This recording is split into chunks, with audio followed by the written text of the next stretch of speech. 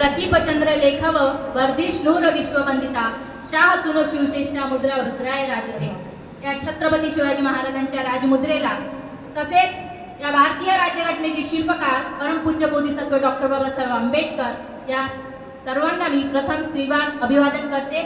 आज येथे उपस्थित माननीय अध्यक्ष महोदय तसेच उपस्थित सर्व शिक्षक वृंद आणि माझ्या प्रिय मैत्रिणींनो, आमचा सहवास हा LHV सिस्टरांसोबत आला, म्हणजे JNM सेकंड इयरचा नाही आला पण ANM सेकंड इयरचा मात्र आला।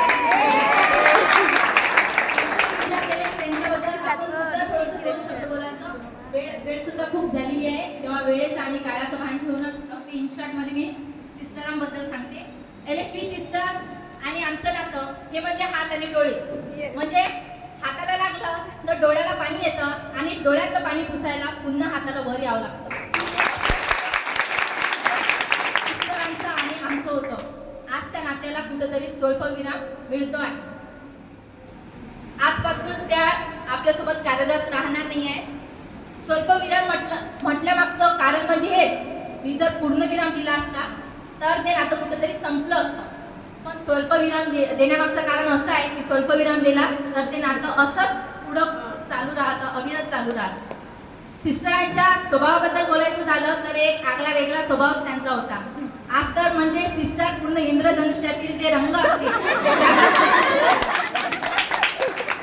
त्यांच्या स्वभावाबद्दल जर सांगायचं म्हटलं, त्यांच्या कार्याबद्दल जर सांगायचं म्हटलं तर एक वेगळीच एनर्जी त्यांच्या कार्यामध्ये होती। आणि त्यांच्याबद्दल काही बोलायचं म्हटलं तर ते म्हणतात ना, आदमी का ना पद बड़ा होता है ना कद बड़ा होता है, जो मुसीबत में खड़ा होता है वही सबसे बड़ा होता है। सिस्टर होत्या, त्यांच्या मोठेपणाबद्दल सांगायचं झालं तर नेहमीच आपल्याला कोणाला पण मदत करायच्या त्या। आताच इथं कार्यक्रम वगैरे झाले, तुम्हाला जे पाहिजे, आपण घरी जात नाही, हॉस्टेलच्या मुली घरी जात नाही, म्हणून आपण जर सिस्टरांना काही सांगितलं की सिस्टर मला हे पाहिजे तर दुसऱ्या दिवशी त्यांनी आणूनच दिलं पाहिजे, असं त्यांचं व्यक्तिमत्व होतं। आता मी तुम्हाला इथं आज निरोप समारंभ आहे म्हणून मला आवर्जून असं सांगावं वाटते की सिस्टरांचा आणि आमचं नातं हे त्या निरम्याच्या पाकिट सारखं नाही की जे पहिले इस्तेमाल करो फिर विश्वास करो, तर आमचं नातं हे त्या LICच्या टॅगलाईन सारखं आहे, जे जिंदगी के साथ भी और जिंदगी के बाद।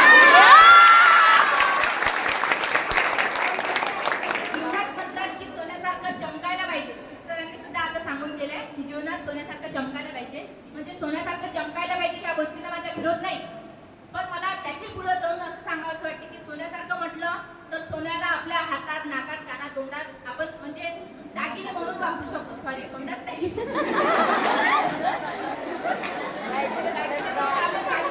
सोन्याचा दात राहते,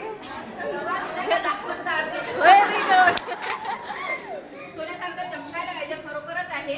आणि सिस्टरांनी त्या चमकल्या सुद्धा आहे सोन्यासारख्या, पण मला असं सांगावं वाटते की जर आपले म्हणजे त्यांनी आपल्या सोन्यासारखं घडवण्याचा प्रयत्न केला, आपल्या शिक्षक वृंदांनी सुद्धा आपल्याला सोन्यासारखं घडवण्याचा प्रयत्न केला, पण माझं म्हणणं असं आहे, हे फक्त सोन्याला कुबेरात ठेवल्या जाते, सोन्याला बँकमध्ये ठेवल्या जाते, आपल्या अलंकारामध्ये सोन्याचा वापर केला जाते, पण बनायचं असेल तर जीवनात त्या पारस नावाच्या दगडासारखं व्हा, कारण त्याला जर हात लागला आणि आपण ज्याला टच केला ते सुद्धा सोनं होतं, जर तुम्ही लोखंडाला सुद्धा हात लावलं त्याचं सुद्धा सोनं होतं। म्हणून आपल्या जीवनात त्या पारस नावाच्या दगडासारखं व्हा, ज्याला हात लागेल त्याचं सोनं होईल। आणि सिस्टरांनी आमच्यासारख्या या कोवळ्या बुद्धीला वळण लावण्याचं काम केलं, तेव्हा सिस्टर आम्ही जर तुम्हाला काही त्रास दिला असेल तर त्याबद्दल सुद्धा आज इथे माफी मागते।